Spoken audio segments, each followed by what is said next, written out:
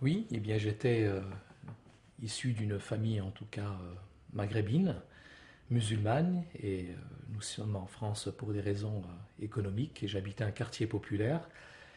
Et tout petit en France, mes parents m'ont inculqué les préceptes de l'islam, religion que je respecte et que j'aime, avec de bons principes éthiques et de moralité. Donc je pratiquais ma religion avec le ramadan chaque année, mes 5 prières. J'aimais Dieu, j'aimais beaucoup les choses de Dieu. Et je recherchais en tout cas Dieu ardemment au plus profond de mon cœur. Je suis issu d'une famille nombreuse de 11 enfants. Et nous pratiquions donc notre religion avec respect.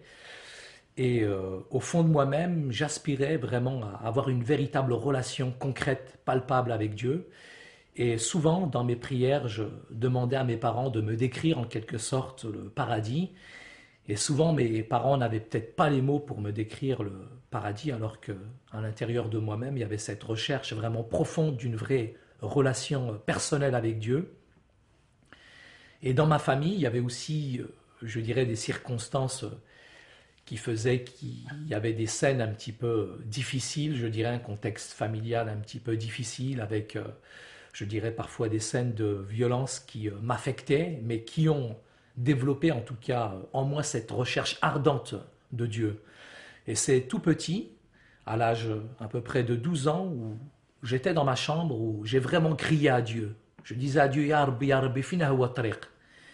Et vraiment, au plus profond de mon cœur, j'aspirais à cette relation personnelle avec Dieu. Et au plus profond de mon cœur, j'ai eu cette voix qui n'était pas audible, mais qui a dit à l'intérieur de moi-même, un jour, tu vas connaître la vérité.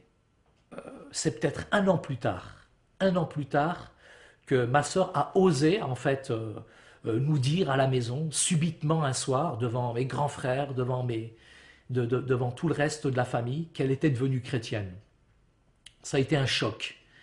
Un choc pour nous qui sommes d'un arrière-plan musulman. Ça a été un choc dans le sens où c'est presque une trahison. Ça a été très douloureux, très difficile. On peut imaginer toutes sortes de choses, mais qu'une fille, en plus une fille musulmane, devienne chrétienne, ça a été vraiment la claque. Alors mes parents ont essayé de raisonner ma sœur en lui disant que c'était une séduction et que cette religion chrétienne n'était pas la bonne et que le Coran était le dernier des messages. Et il est vrai que ma sœur dégageait quelque chose qu'on ne comprenait pas. Il y avait quelque chose en elle qui nous a bouleversés, cette foi qu'elle avait, ce rayonnement qu'elle avait à l'intérieur d'elle-même et cette conviction que Yasou al-Masih wa tariq wa al-haq wa al-hayat. Elle était convaincue que Jésus était le chemin, la vérité et la vie. Il est vrai que cette conviction, qu'elle avait elle-même, nous a un petit peu plus ou moins perturbés. Et moi-même, personnellement, j'avais l'âge d'à peu près 14 ans, j'étais complètement perturbé par ma sœur, par cette foi qu'elle dégageait en elle-même. Et j'ai fait mes propres recherches à mon tour en me disant, est-ce que c'est Mahomet ou est-ce que c'est Jésus? Est-ce que c'est le Coran ou est-ce que c'est la Bible? Qui a la vérité? Pour moi-même, le fait que ma sœur soit devenue chrétienne avec une telle conviction, je me suis dit, il y a quelque chose, c'est pas possible. Donc j'ai fait mes recherches personnelles en essayant de trier, en essayant de trouver les avantages, les inconvénients des deux religions, et j'ai essayé de discuter avec les chrétiens, avec des pasteurs, mais il n'y a personne qui m'a convaincu. Issu d'une famille musulmane, mon père m'avait toujours appris en France à me méfier, à pas me laisser séduire par des mots, par des personnes. Mais je dirais que la personne qui m'a réellement convaincu, c'est la personne de Ruh al-Qudus, c'est la personne du Saint-Esprit. Et tout petit, à l'âge de 14 ans, j'ai réalisé que Jésus c'était le Sauveur. Et je dirais que ça a été le trou noir entre 14 ans et 21 ans. Pour moi, ça a été une période difficile où j'ai commencé à jouer un baby-foot dans un bar et j'ai terminé en fait en discothèque. J'ai commencé à consommer de la drogue, à vendre de la drogue, tout en pratiquant ma religion musulmane du mieux que je pouvais, mais toujours avec cette haine grandissante à l'intérieur de moi-même, en grandissant par rapport au rejet, à l'exclusion, au racisme, à la massification du chômage. Toutes ces choses qui me perturbaient aussi, tous ces problèmes d'identité culturelle, à savoir est-ce que je suis maghrébin, est-ce que je suis français, est-ce que c'est le christianisme, est-ce que c'est l'islam? En fait, toutes sortes de choses qui perturbent les jeunes qui sont en France, deuxième et troisième génération. Et c'est un soir en rentrant de Paris où je n'avais plus de relation avec mes parents, avec mes petits frères et sœurs. J'étais de plus en plus violent, de plus en plus raciste aussi à l'intérieur de moi-même par rapport à tout ce rejet dans cette société occidentale qui, en tout cas, me le faisait sentir, qui me le faisait voir. Et en rentrant ce soir-là de Paris à la maison, ma sœur avait toujours laissé une Bible à la maison. Et j'ai pris cette Bible par hasard et je suis tombé sur un passage par hasard qui disait comme ça, mais le hasard c'est un train que Dieu prend pour passer incognito. Ce passage disait clairement, les jeunes gens chancellent, mais ceux qui s'attendent à l'éternel, ils renouvellent leur force. Je ne suis pas un mystique, un soufi, mais j'ai été vraiment envahi de la présence de Dieu. J'ai vraiment réalisé à quel point Allahu mahabba, à quel point Dieu est amour, à quel point Dieu m'aimait, malgré tous les péchés, malgré toutes les choses que j'avais commises, parce que le péché pour moi c'est pas simplement voler, mentir, tricher, commettre des choses qui sont mauvaises, c'est très grave ces choses-là, mais le pire des péchés que j'ai réalisé ce soir-là, c'est que je me suis détourné de Jésus, je me suis détourné de Dieu, en prenant mon propre chemin. Je suis allé au lycée le lendemain, et là au lycée, comme par hasard, il y avait la gendarmerie, la police des stupes qui m'attendait, et donc j'ai été renvoyé du lycée pour trafic de stupéfiants, et aucun lycée de la région m'acceptait, et le seul lycée qui m'a accepté, c'était juste à côté de chez ma sœur. Si bien que du lundi au vendredi, j'allais à l'école, le samedi soir, j'allais en discothèque, en boîte de nuit, et le dimanche matin, ma sœur, elle me réveillait pour aller à l'église.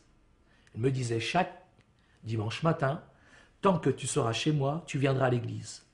Et tous les dimanches matins, j'allais à l'église, et j'écoutais le pasteur, j'écoutais les sermons, j'écoutais les prédications, et à l'intérieur de moi-même, je disais, cause toujours tu m'intéresses.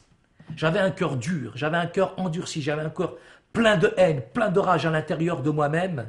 Et souvent, à la fin du culte, j'allais voir ma sœur et je lui disais, mais pourquoi tu as dit et tu as raconté telle scène et telle scène de ma vie au pasteur? Ma sœur, elle me disait, Saïd, je ne lui ai rien dit au pasteur. Je dis, mais pourquoi il a dit ça ce matin au culte alors? Il dit, mais c'est le Saint-Esprit qui parle. C'est Dieu qui parle au travers du message de la Bible. Et 3 mois plus tard, alors que j'avais ce cœur vraiment très endurci au plus profond de moi-même, Dieu a vraiment brisé mon cœur, m'a convaincu de péché. Intellectuellement, je sais ce que c'est que le péché.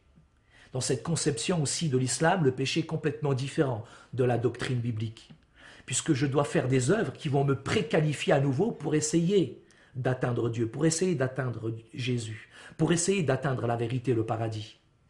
Alors que dans le christianisme, dans l'évangile rompt complètement avec ces choses-là. J'ai réalisé une chose, c'est que la religion, elle blanchit la surface, mais l'évangile, lui, transforme l'intérieur. La religion, c'est de bons principes de moralité, alors que l'évangile, c'est une divine proclamation. La religion, toutes les belles religions nous prennent, mais elles laissent l'homme, elles laissent Haït tel qu'il est. Mais quand la puissance de l'évangile pénètre dans un cœur, il fait véritablement de nous ce qu'on doit être. Et là, j'ai réalisé que Dieu et la religion sont diamétralement opposés. Je respecte toutes les belles religions, toutes les grandes religions, mais pour moi, Dieu et la religion sont deux choses différentes. J'ai réalisé que l'évangile, c'est une relation concrète et palpable avec Dieu. Et ce soir-là, j'ai pleuré. J'ai pleuré sur ma misère. J'ai pleuré sur toutes les choses que j'avais commises qui étaient mauvaises, tout le mal que j'avais fait à ma famille, tout le mal que j'avais commis à l'extérieur aussi. Il est vrai que je montrais toujours les gens du doigt, mais là, Jésus m'a demandé de regarder à l'intérieur de mon cœur. Mais j'ai vraiment pleuré pendant des heures sur ma misère, quand c'est vraiment le Ruh al-Qudus, quand c'est vraiment le Saint-Esprit qui nous convainc à l'intérieur de nous-mêmes, c'est quelque chose de merveilleux. Et je crois que pour moi, en tant qu'ex-musulman, aujourd'hui, la plus grande des choses, c'est d'avoir réalisé que Jésus était le Sauveur, mais qu'il était aussi le Seigneur de ma vie, et que lui seul, qui était parfait, pouvait prendre mes péchés, mes erreurs, au travers de Dam al-Masih, au travers de son sacrifice. Là, j'ai pu me réconcilier avec mes parents, avec l'extérieur. J'avais commis beaucoup de choses qui étaient mauvaises. Et j'ai dû me réconcilier avec beaucoup de personnes. Et plus je demandais vraiment à Dieu de me montrer tout ce que j'avais fait, plus Dieu me montrait le mal que j'avais fait. Et plus j'allais me réconcilier. J'ai été aussi me réconcilier avec mon père. J'avais beaucoup de haine, beaucoup d'amertume envers mon père par rapport à toutes sortes, je dirais, de scènes violentes que j'ai vues à l'intérieur de la maison, qui m'avaient troublé, qui m'avaient affecté même psychologiquement. Et je suis allé voir mon père et ça a été vraiment difficile pour moi, mais Dieu m'a donné la force. Jésus m'a donné l'amour à l'intérieur de mon cœur. Mais Jésus m'a appris à développer une communication, une intimité avec Dieu. Et aujourd'hui, si j'ai une relation avec ce Père céleste, c'est grâce à Jésus, à son sacrifice, à ce qu'il a accompli sur le bois du Calvaire.